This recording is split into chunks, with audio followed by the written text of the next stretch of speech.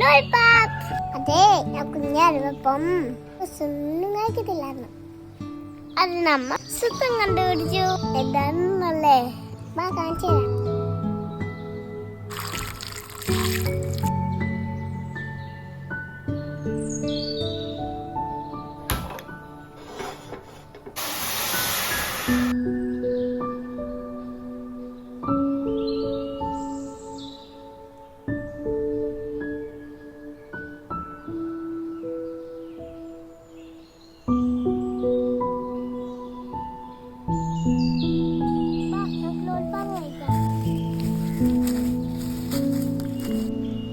എനിക്ക് red lollipop മതി.